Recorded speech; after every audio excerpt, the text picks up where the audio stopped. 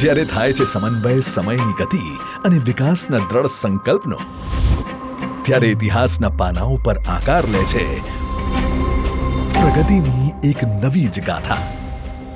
આવી જ એક ઐતિહાસિક ક્ષણનું સાક્ષી બની રહ્યું છે દક્ષિણ ગુજરાત.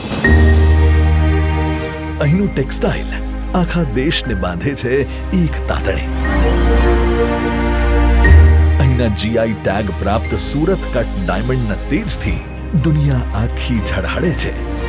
તો અહીંની કેમિકલ ઇન્ડસ્ટ્રી દેશના ફાર્મા અને મેન્યુફેક્ચરિંગ સેક્ટરની કરોડરજ્જુ છે.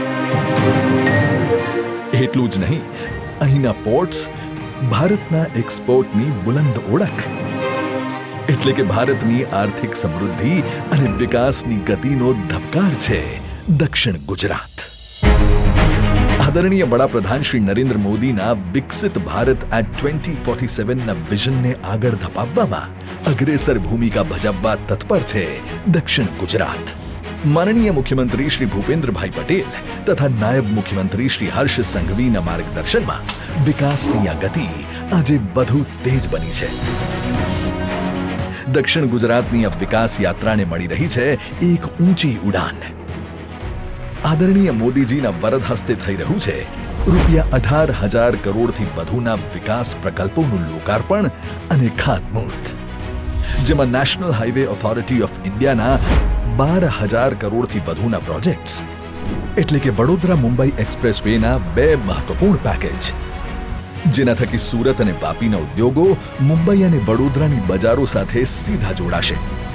ઉપરાંત NH56 પર 2 નવા પેકેજની કામગીરી નર્મદાના કિનારાથી લઈને તાપીના જંગલો સુધીના વિસ્તારોને રાષ્ટ્રીય ધોરીમાર્ગ સાથે જોડશે.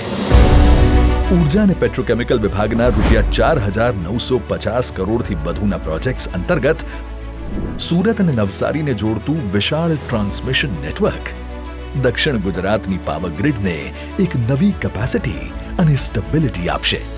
તો GIDCના ₹1,063 કરોડના પ્રોજેક્ટ્સ અંકલેશ્વર, પાનોલી, દહેજ, સરીગામ અને જંબુસર બલ્ક ડ્રગ પાર્કની ઔદ્યોગિક વસાહતોમાં આધુનિક રોડ, ડ્રેનેજ અને વેસ્ટ મેનેજમેન્ટ ઇન્ફ્રાસ્ટ્રક્ચરથી સુસજ્જ બનાવશે. આરોગ્ય અને પરિવાર કલ્યાણ વિભાગ હેઠળ સુરતમાં 100 બેડની સબ ડિસ્ટ્રિક્ટ હોસ્પિટલ અને 50 બેડની આયુષ હોસ્પિટલ મોડર્ન મેડિસિન અને ટ્રેડિશનલ હીલિંગને એક જ કેમ્પસમાં ઉપલબ્ધ કરાવશે. તેમજ ₹212 કરોડથી વધુના ખર્ચે નિર્માણ પામેલ 200 બેડની હાઈટેક ESIC હોસ્પિટલ અને સ્ટાફ ક્વાર્ટર્સ, જે ભવિષ્યમાં મેડિકલ કોલેજ તરીકે અપગ્રેડ થઈને દક્ષિણ ગુજરાતના લાખો પરિવારો અને અસંગઠિત ક્ષેત્રના શ્રમિકો માટે આધુનિક સ્વાસ્થ્ય સેવાઓ સુનિશ્ચિત કરશે. તો સાથે જ શહેરી વિકાસ વિભાગના ₹107 કરોડના પ્રોજેક્ટ્સ હેઠળ storm water drainage, સુવેજ treatment plant જેવા પ્રકલ્પો, તેમજ માર્ગ અને મકાન વિભાગના ₹45 કરોડના પ્રોજેક્ટ્સ, જે નાગરિકોને ઇઝ ઓફ લિવિંગની અનુભૂતિ આપશે.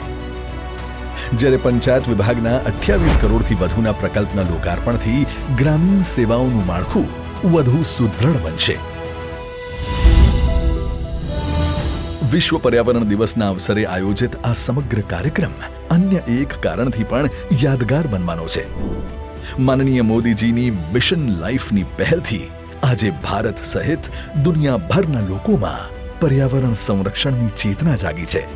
ત્યારે આજના કાર્યક્રમને પણ સંપૂર્ણ ઇકો ફ્રેન્ડલી રાખવામાં આવ્યો છે. અહીં PVC અને પ્લાસ્ટિકના બદલે રિસાયકલ થઈ શકે તેવા મટીરીયલનો ઉપયોગ કરાયો છે. સાથે જ લોકલાડીલા વડાપ્રધાનશ્રીને સ્નેહપૂર્વક આવકારવા મોટી સંખ્યામાં યુવાઓ સાયકલ દ્વારા કાર્યક્રમના સ્થળે પહોંચ્યા છે અને પ્રાકૃતિક રંગોથી રંગોળી બનાવીને પ્રકૃતિ પ્રેમનો સંદેશ આપવામાં આવ્યો છે. અને વહીવટી તંત્ર દ્વારા ગ્રીન કવર વધારવાના ઉદ્દેશ્ય સાથે રોપાઓનું વિતરણ કરવામાં આવ્યું છે.